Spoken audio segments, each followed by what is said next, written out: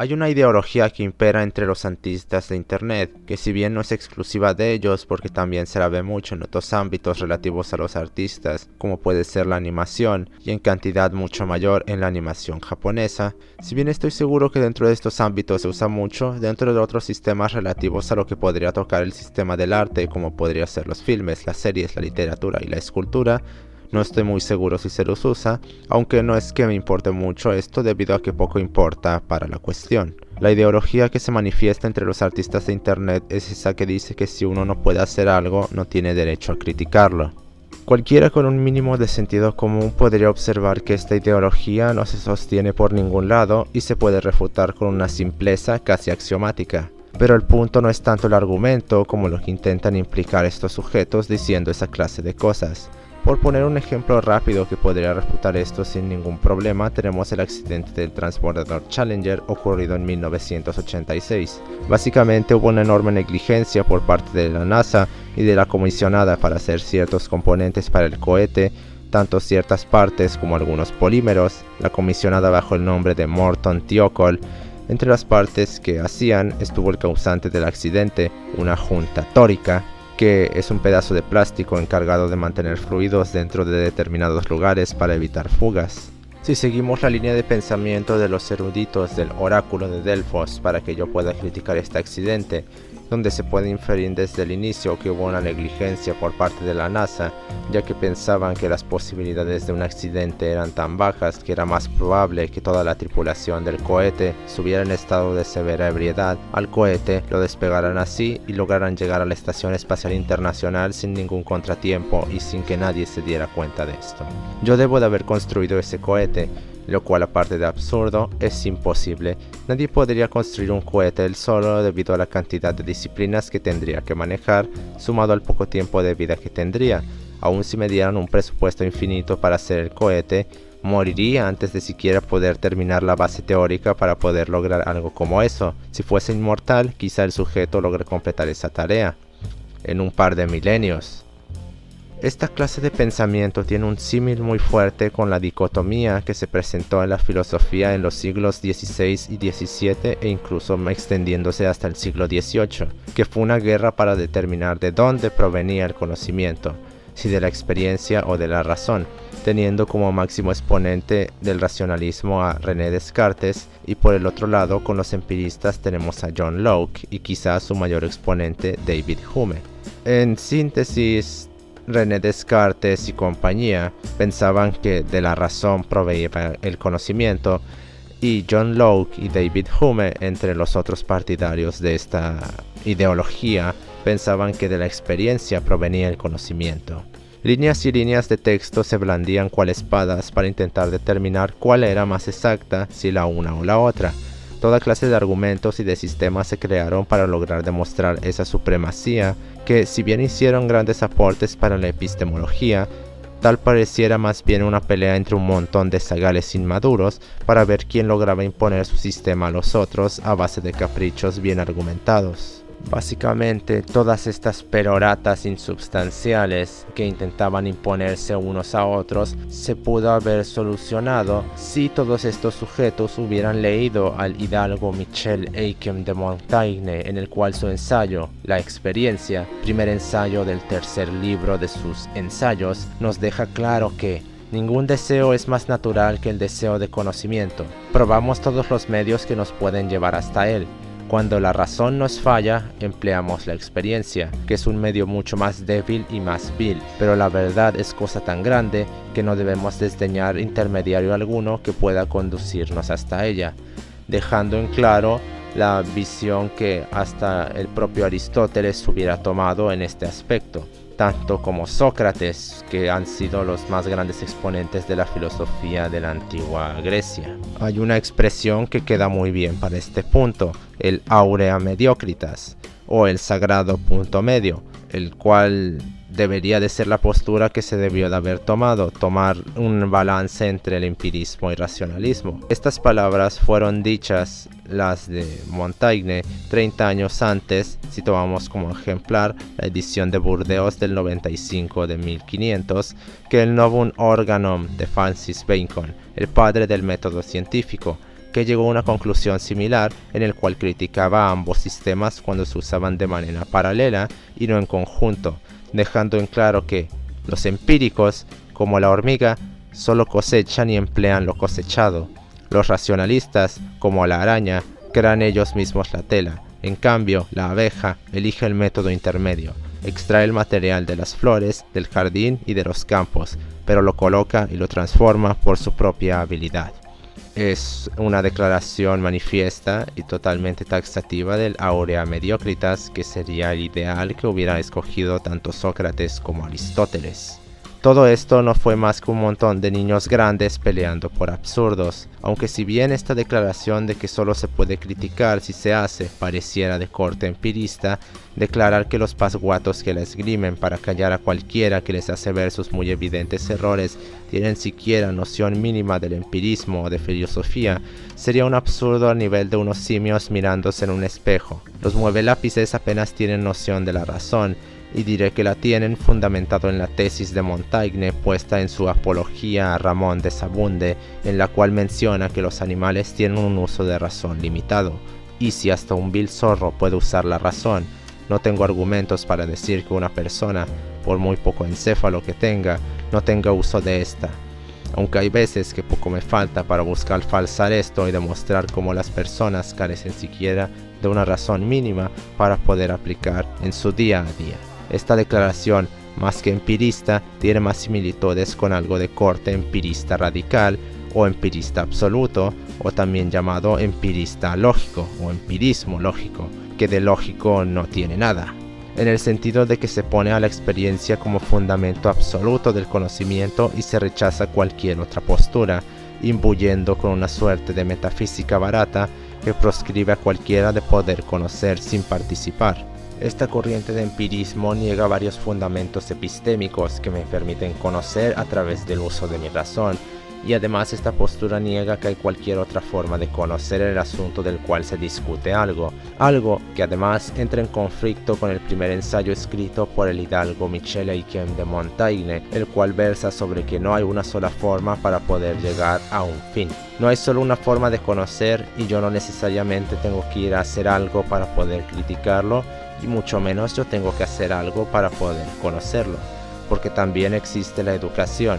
Los libros sobre las disciplinas no están allí solo para que yo pueda ir a hacer. Estos me permiten entender los métodos por los cuales las disciplinas se establecen para poder crear sus específicos, ya sean dibujos, libros o filmes. Ir a hacer un filme no va a dar un buen resultado si yo antes no uso mi razón, fundamentada en mis conocimientos de mi disciplina, para poder ir y saber qué hacer. Porque si antes yo no sé qué hacer, es muy evidente que no voy a poder hacer nada bueno. ¿O acaso, por ejemplo, pensamos que Andrei Tarkovsky empezó ya sabiendo cómo hacer Stalker o Solaris? En ese caso, porque fue a una escuela de cine. Porque en las escuelas de cine, si bien hay mucha teoría que implica el manejo de cámaras, él hizo una película, digamos, de trabajo final, como proyecto final o tesis, si se le quiere llamar así. No obstante, ahí también hay mucha teoría que implica el uso de razón. Si seguimos la vía de estos sujetos, la educación no sirve para nada, porque se debe de fundamentar en la razón, por lo que entonces los ingenieros, en lugar de formarse teóricamente durante más de 5 años, deben de ir allá afuera a construir los edificios, y una vez maten a decenas de personas por esos errores que no sabían que iban a cometer, hacer los mejores derivados de ello. No solo es absurdo, además de que el hacer la más de las veces solo nos ofuscará y nos hará pensar que lo que hacemos tiene más valor del que realmente tiene, porque estamos poniendo esfuerzo directo en el trabajo para producir obras. Así sean mediocres, hay esfuerzo en ellas, mismo que no tiene valor a menos que se haga valer por sí mismo. Y derivado de ese esfuerzo puesto, si observamos que alguien nos viene a decir que no tenemos calidad en lo que hacemos, vamos a usar ese esfuerzo como argumento para sobrevalorizar nuestro trabajo y demeritar lo que cualquiera diga en nuestra contra, siguiendo un muy marcado sesgo de disponibilidad y de confirmación, en el cual solo tomaremos lo que nos guste y cualquier cosa entre comillas negativa la vamos a desechar porque no vamos a ver la calidad, sino que solo vamos a pensar en el tiempo invertido, y a partir de allí pensaremos que como ellos no pusieron ese tiempo y una nota aquí, así lo hayamos perdido nosotros en eso que hicimos, que es una posibilidad que nunca toman en cuenta ni se ponen a pensar esta clase de sujetos, cierra nota. Entonces lo que dicen carece de cualquier valor o de siquiera consideración. Y esta postura se intensifica más si tomamos en cuenta que estamos hablando de artistas que son sujetos grasamente sentimentales, por lo que la razón cuando se trata con ellos será algo que se encuentre muy bruñido por su ausencia. Si bien se hacen menciones al empirismo tanto como a su variante radical, se dijo que parecían, que eran símiles. Pero la verdad es que esto no es empirismo de ninguna clase, ya que se toma como absoluto y no se permite ninguna clase ni de divergencia ni de cuestionamiento. Hasta el propio David Hume aceptaría una discusión para poner en duda su postura para falsarla. Solo se puede llamar filósofo aquel que duda de la veracidad de su trabajo, y aquel que piensa que no hay ni siquiera duda alguna de que podría estar equivocado, no puede ser considerado filósofo. Es un dogmático y a lo mucho será un intelectual. Lo que vemos aquí no es empirismo, ya que en las sectas se manejan dos clases de doctrinas, la externa y la interna. Estos símiles con el empirismo serían la doctrina externa, con la cual buscarían defenderse de cualquier ataque y aparentar que tienen fundamentos epistémicos sólidos. Y después está la doctrina interna, que es la verdadera, que es en lo que verdad cuenta, porque lo que de hecho pasa aquí es que vemos un sentimentalismo recubierto de empirismo, porque sin importar si uno supiera dibujar, de igual forma estos buscarían cualquier otra excusa para callar a otros, a quienes fuese, con tal de no aceptar nada que implique una mínima parte de negatividad contra ellos y sus trabajos. Habría que ser muy inocente o tan manipulador como ellos para pensar que ellos se detendrán aun si fuese el mejor artista de todos los tiempos, el que les fuese a decir que están mal sus dibujos o que tienen errores. Entonces, esto solo es una pantalla, porque a pesar de que hay cientos de artistas que les hacen llamamientos a sus errores, ellos no les importa ni los quieren tomar en cuenta. Solo para ese pequeño puñado de artistas que critican a otros artistas, solo se cubren la cara y hacen de cuenta que no existen. Los artistas de internet usan y abusan del sentimentalismo y, contrario de lo que Theodore Dalrymple dice sobre el sentimentalismo, este no presenta una correlación con la violencia ni está relacionada la violencia con el sentimentalismo. El sentimentalismo es una forma de violencia y no es solo una forma de violencia. El sentimentalismo es vanguardia en violencia. Y se dice esto debido a que el sentimentalismo manipula a las personas para ponerse como una buena postura, como la postura más correcta y la que supuestamente más toma en cuenta a las personas. Y bajo este disfraz de supuesta inclusión y de empatía, va nublando la razón de las personas, imponiendo a los sentimientos como el director de los pensamientos. Y ya que se pone como una postura que cualquiera debe de aceptar, el no hacerlo te traerá severas consecuencias donde los insultos, la ignominia y el ostracismo no van a detenerse, todo en nombre de defender la supuesta mejor postura y la más correcta que puede haber, porque no usarán la razón. Los sentimientos los harán actuar de forma impulsiva, no pensarán en lo que dicen y como masa se moverán para acabar contigo. Por ello es una forma tan peligrosa de violencia, porque no lo parece hasta que no estás de acuerdo. Te coacciona a pensar como todos y no admite disentimiento y se camufla muy bien, tanto como empatía como con simpatía, la herramienta predilecta de estos sujetos, ya que al defender esta supuesta buena postura, les lloverán loas por adscribirse a lo mejor para todos,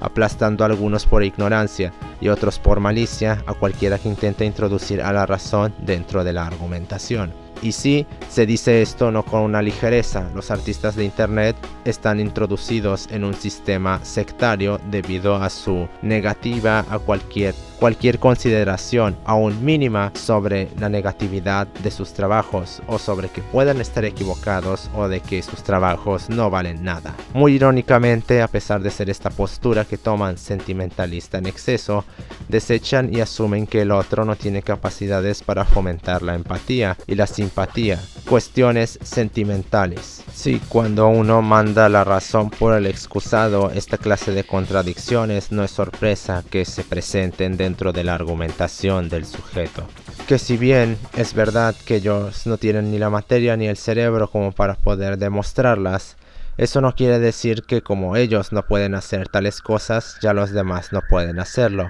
Eso es una proyección muy descarada de su parte, y ya sea que sea esto simple manipulación o bajo ignorancia, eso no quita que yo puedo entender lo que implican sus trabajos tanto mediante la razón como por parte de los sentimientos, y aunque ambas cuestiones son en sumo sentimentales, ellas no proscriben a la razón por completo, porque tengo que usarla para poder darle dirección y entendimiento correcto a los sentimientos que estoy tratando de asimilar. La empatía no implica ser un lamebotas ni un condescendiente, simplemente implica asimilar las emociones del otro y tratar de entenderlas, lo cual puedo hacer yo porque sé las implicaciones que se necesitan para hacer un dibujo o una pintura, además de que sería menester para poder demostrarla un cierto nivel de manejo del análisis funcional para poder lograrlo con exactitud y para tener cuidado de no demostrar un secuestro sentimental, que no solo nos llevará a conclusiones cerradas, además podría ser perjudicial para nosotros debido a que los efectos negativos que podrían presentarse debido a asimilar de manera incorrecta las emociones del otro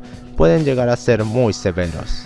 Si mostramos un secuestro sentimental en lugar de empatía, en lugar de, por poner un ejemplo, intentar comprender las causas que podrían mantener triste o deprimida a una persona debido a la pérdida de un ser querido, para luego averiguar las causas más profundas de tales mantenimientos conductuales y de tales conductas, podríamos de hecho, y aunque parezca absurdo, empezar a sentir las mismas emociones de la persona y a hacer el duelo con la persona, no de manera metafórica, pero literalmente entrar en duelo por no haber demostrado un autocontrol suficiente y unos conocimientos sobre empatía lo suficientemente vastos como para demostrarla de manera correcta. Y creo que no hay que decir mucho sobre lo que nos va a causar acompañar literalmente a la persona en su duelo. Eso es bastante axiomático. Por ello, así haya mucho esfuerzo puesto en un dibujo, así estés dibujando para superar una depresión, o dibujes como escape de la miseria del mundo, de tu ambiente, o dibujes para expresar tu dolor o tu sufrimiento, o por cualquier razón que sea por la cual dibujes, yo no te debo absolutamente nada y no te voy a solapar ese sufrimiento actuando con esa condescendencia hipócrita con la que la piara actúa en estos casos, porque las más de las veces no haces más que exagerar ese sufrimiento y en lugar de hacer algo para eliminarlo, lo único que haces es reforzar las contingencias que mantienen tal conducta, y si a esto sumamos los refuerzos que hacen sus acólitos, pues tenemos toda una miasma de ponzoña asegurada para que no salgan de esa conducta que los mantiene hundidos en sí mismos. Recordemos que la intención no tiene valor por sí misma. Como bien dijo Ramón de Sabunde, la intención juzga todo lo que hacen los hombres. Estos sujetos, los artistas de internet, quieren poner obviamente sentimientos, que en este caso sería la intención de lo que tratan de hacer, una suerte de panacea mágica argumentativa en la cual esa intención ya justifica todo y por esa intención ya no merecen absolutamente nada malo ni nada negativo por lo que hicieron. Si ya para la empatía se necesitan esos conocimientos y ese autocontrol, para la simpatía algo varios órdenes de magnitud más complejo que su símil menor, hay que tener un cuidado, autocontrol y conocimientos en análisis experimental de la conducta muy vastos como para poder hacerlo tanto bien como con la cautela necesaria como para poder ponerme en el lugar del otro sin salir dañado y con los resultados óptimos como para poder hacer algo para cambiarlo. Porque para hacer esto no basta con solo entender, tendrías que ponerte en mi lugar, casi emular mi estado y mis sentimientos para poder de hecho demostrar simpatía, algo que solo le puede pertenecer a los filósofos y a los doctos en la ciencia de la conducta y la inteligencia. Y los aspirantes epistémicos, quizá los intelectuales también, porque ellos tienen vastos conocimientos, casi tantos o más incluso que los miembros de la inteligencia. No obstante, al tener una muy marcada ofuscación ideológica, podrían no todos ellos demostrarla. Dicho esto, solo nos queda una última cosa por decir. Si aceptamos la reproductibilidad como criterio taxativo para poder criticar algo, llegaremos a la conclusión de que muchas de las cosas a las cuales nos dirigimos de la misma forma en la cual estos sujetos usan la palabra crítica, quedarían fuera de nuestras capacidades de poder manifestar nuestro descontento, disgusto, molestia o la puesta en evidencia de sus fallos, errores y desaciertos, debido a que hay ciertos eventos que no podemos replicar, como la imposibilidad, además de poder llevar a cabo ciertas cosas. Digo, si seguimos estos criterios para poder criticar los crímenes de guerra cometidos por el Escuadrón de Ciencia 731, tendría que yo cometer esos mismos crímenes de guerra cometidos por ellos, los cuales incluían experimentación y tortura de humanos, torturas tan severas y abominables como la vivisección sin anestesia a humanos, y el total de muertos de este escuadrón se estima que alcanzó los cientos de miles. Entonces yo, para poder criticarlos a ellos y sus atrocidades, tengo que cometerlas, o como entonces según los artistas de internet. O por ejemplo, el bombardeo de Dresde, las cruzadas, el atentado de Sarajevo, o por poner otro ejemplo actual, la crisis que se presenta en Estados Unidos por el coronavirus. En estos ejemplos, ¿cómo puedo criticarlo? ¿Tengo yo que replicar la pandemia, o replicar el sistema sanitario, o replicar todo el conjunto de contingencias que llevaron a que se creara el desastre? ¿Tengo yo que replicar el bombardeo de Dresde? ¿O cómo yo entonces puedo criticar los efectos que tuvieron en el mundo antiguo las cruzadas? ¿Las tengo que llevar a cabo también? O en esos casos, si admitimos que solo se puede criticar si se hace, ¿cómo, por ejemplo, yo puedo replicar una guerra, un asesinato, o una condena a prisión, o la negligencia del personal médico de una institución de salud? Y podría decirse que todo esto no es más que una exageración, pero, en primer lugar, no refuta el argumento, y en segundo lugar, de igual forma seguiría en consonancia con lo que se postula según ellos, ¿no? Porque si se acepta en eso, en estas también se tiene que aceptar, y si no se aceptan estas, entonces eso quiere decir que no necesito hacer para poder criticar, lo cual es muy evidente para cualquier persona con un mínimo de cerebro, y no necesitan de una lectura de historia de la filosofía de muy mala guisa y muy poco bruñida de mi parte para poder darse cuenta de esto. Nadie puede coaccionar el logos de las personas, y mucho menos un montón de zagales inmaduros que tienen que recurrir a las más patéticas de las manipulaciones para no permitir que les caiga la muy merecida tierra que se tienen. La policía del pensamiento es de 1984, y mientras haya gente que pueda pensar, esta no tendrá lugar, ni se podrá formar un escuadrón de sectarios que van a construir y limitar la razón de las personas solo porque no tienen la materia suficiente como para poder aguantar. Que les digan que la basura que intentan poner como arte no es arte, no tiene calidad y de hecho no vale nada.